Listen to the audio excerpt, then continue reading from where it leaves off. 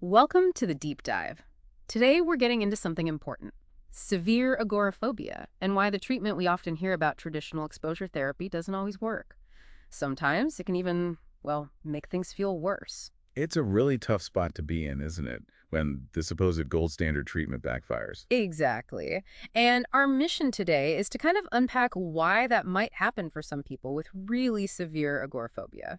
And also, importantly, talk about some gentler, maybe more effective alternatives and how online therapy fits into this picture. Yeah, because the core idea of exposure, facing fears bit by bit, it sounds logical. But the execution, especially early on for severe cases, can sometimes be counterproductive. We actually saw this reflected online on Reddit in our social anxiety. Someone named Agosin shared how they tried exposure for social anxiety, putting themselves out there, but ended up feeling more self-critical and awkward. That feeling that things are backfiring, even when you're trying so hard, that really resonates with what some people with severe agoraphobia experience with standard exposure. It's not about lack of effort. Definitely not. So if you've had that happen, it's crucial to know it's not your fault. Absolutely.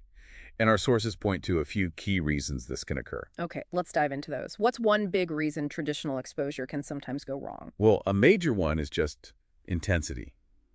Too much, too soon. Right. Like that Reddit comment we saw from at Agoraphobic 2023. They said something like, "My therapist made me ride the subway on day one." Yeah, exactly. And they had a panic attack, never went back. That's just throwing someone in the deep end. Yeah, totally overwhelming. It really is. When those first exposures are that intense, it triggers panic. And instead of learning, okay, this situation is manageable, the brain just reinforces the link. Subway equals intense fear. So it backfires completely, makes the fear stronger almost. Pretty much. It's less therapeutic learning, more like trauma reinforcement in some cases. That makes so much sense. Okay, what else? Our source mentioned something about safety anchors. What are those? Safety anchors are basically coping tools. Think breathing techniques, grounding exercises, things you can actively use when you start feeling anxious during an exposure. So it's not just about being in the scary situation, but having ways to manage the feeling while you're in it. Precisely. Without those tools, it can feel like flooding, just being overwhelmed by anxiety without any way to regulate it. That's not really therapeutic. Right, you need the life raft if you're being put in deep water. Good analogy. Another huge factor is not addressing the root causes. What do you mean by that? Well, sometimes agoraphobia isn't just about a fear of open spaces or panic attacks. It might be linked to underlying trauma or even neurodivergence like autism or ADHD. Okay. So if someone has sensory sensitivities, for instance, or process these things differently, standard exposure that just targets, say, going to the mall might miss the mark. It's not addressing the deeper reasons why those situations are so overwhelming for that individual. That's a really critical point. It's not always just the surface fear. And the last point mentioned was about feeling forced. Yes. Feeling pressured or pushed into exposures before you feel remotely ready, that can massively increase feelings of helplessness, anxiety. It can really set you back. Yeah, that loss of control sounds terrifying in itself. Exactly. The person needs to feel like they're in the driver's seat, setting the pace. That empowerment is key. Okay, so it's clear that for severe agoraphobia, the standard approach might need some adjusting. What are some of these gentler alternatives the sources talk about? There's one called interoceptive exposure. Sounds a bit technical. It does, but the idea is pretty clever. It focuses on the fear of the physical sensations of panic itself. Like the racing heart, dizziness, that kind of thing. Exactly. Many people with agoraphobia are terrified of those feelings starting. So interoceptive exposure involves deliberately inducing mild versions of those sensations in a totally safe environment. How do you do that? Like jumping jacks. Yeah, or spinning in a chair for a few seconds to feel a bit dizzy, maybe breathing through a straw to feel slight shortness of breath. Very controlled, very brief. And the goal? The goal is to teach your brain, okay, this sensation feels weird, maybe uncomfortable, but it's not actually dangerous. I can handle this.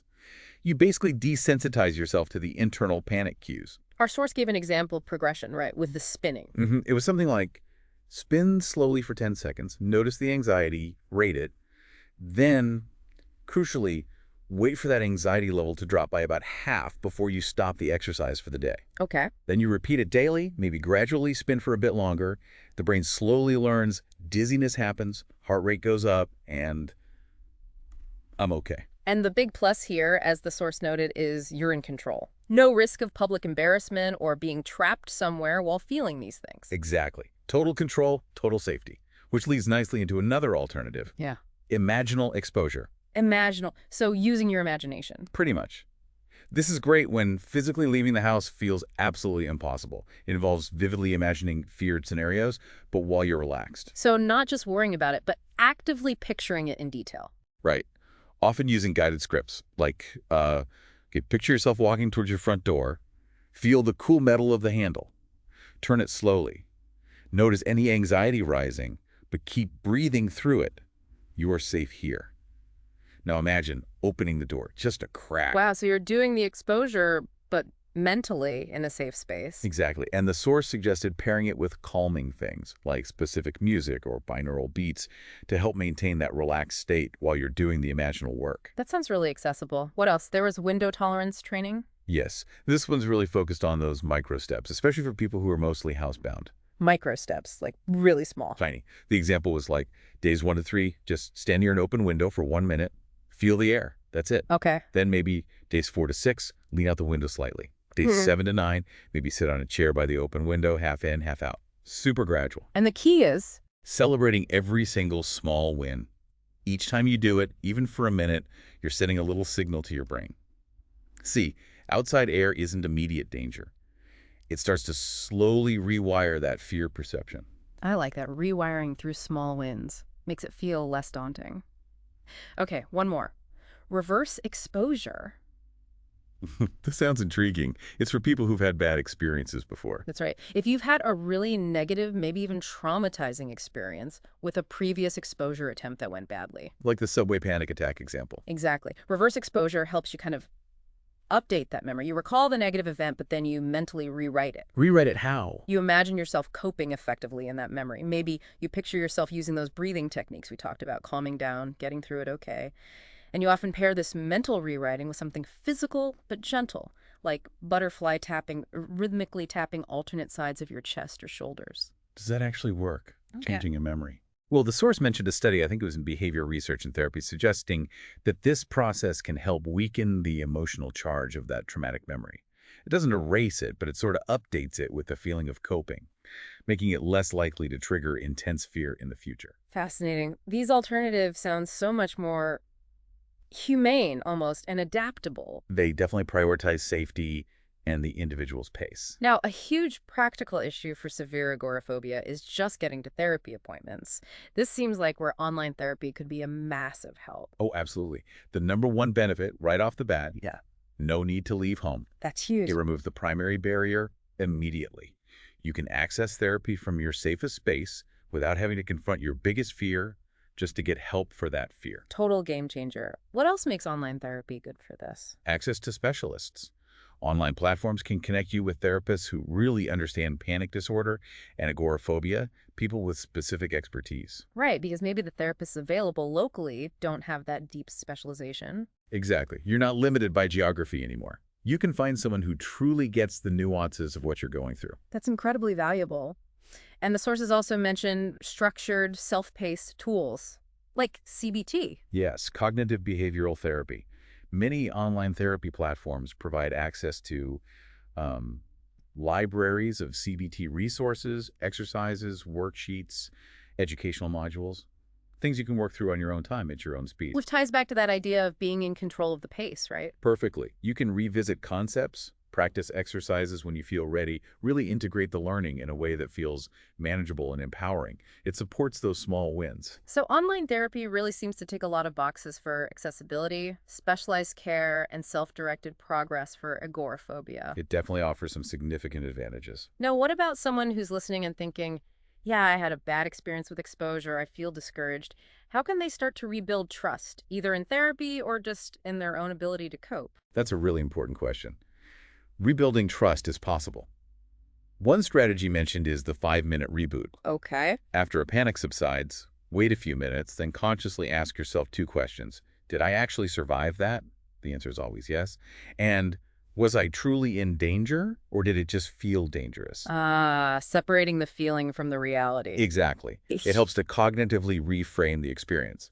Another tool is creating a safety ladder. Like the window tolerance steps. Similar idea. It's basically a list of tiny, achievable exposure steps, starting with something that feels almost zero anxiety, and very slowly building up. Each rung you successfully climb provides concrete evidence that you can cope, which rebuilds confidence. Those sound like practical, manageable ways to start again. Okay, so wrapping this up, the big takeaway seems to be, if traditional exposure therapy felt wrong or backfired for your severe agoraphobia, you're not doing it wrong, and it's not the only way. Absolutely. Gentler paths exist. Things like interoceptive exposure, imaginal work, window tolerance, reverse exposure. They offer more personalized, controlled ways to approach fear. And online therapy emerges as a really powerful tool here, making therapy accessible from home, connecting you with specialists, and providing those flexible, self-paced resources like CBT modules. It really can bridge that gap for many people. For everyone listening, if you feel like this resonates and you want to explore professional support tailored to severe anxiety, we've put a link in the show notes. It's a good starting point for finding help that might be a better fit for you. Which brings us to a final thought for you to consider. Thinking about everything we've discussed, what's one tiny self-directed step, maybe related to imaginal work or just standing near a window that you might feel even slightly curious about exploring today or this week? Just curious, no pressure. Yeah, just something small. Because remember, healing isn't about achieving perfection overnight. It's about progress, one manageable step at a time.